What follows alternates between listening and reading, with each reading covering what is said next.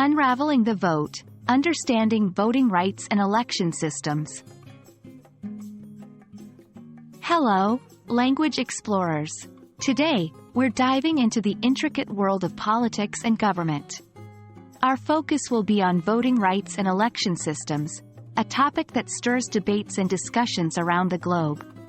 We'll be expanding our English vocabulary, exploring grammatical constructs, and learning more about this fascinating subject. Our first step is to understand what we mean by voting rights and election systems. Voting rights refer to the legal rights or entitlements relating to who can vote, when, and how. They've been the subject of major political struggles throughout history. On the other hand, election systems describe the different methods countries use to elect their leaders. This might be a first-past-the-post system, where the candidate with the most votes wins, or a proportional representation system, where seats are distributed according to the proportion of votes each party receives. Debates about voting rights often revolve around the questions of who should be allowed to vote, and what measures ensure fairness and accessibility. These discussions can be complex and heated. Here are a few phrases that often come up in these debates. Universal suffrage. The right for all adults, regardless of race, sex, belief or wealth, to vote. Voter suppression. Strategies to influence the outcome of an election by discouraging or preventing certain groups of people from voting. Voter ID laws.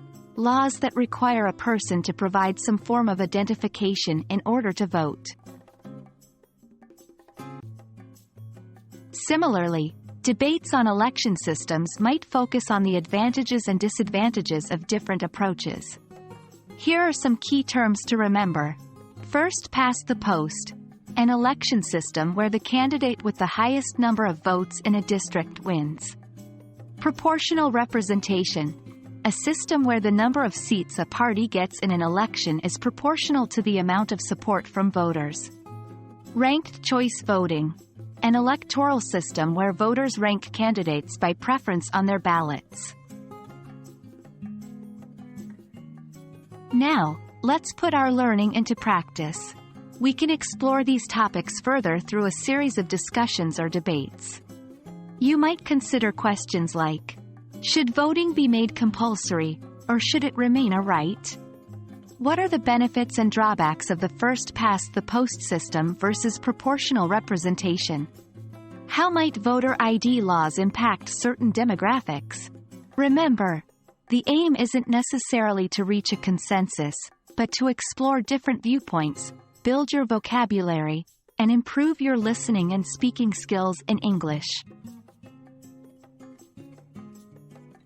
Well, that wraps up our exploration of voting rights and election systems. We hope you've learned some new English phrases and enjoyed our dive into these key political topics. Keep practicing your English language skills and don't shy away from discussing complex issues.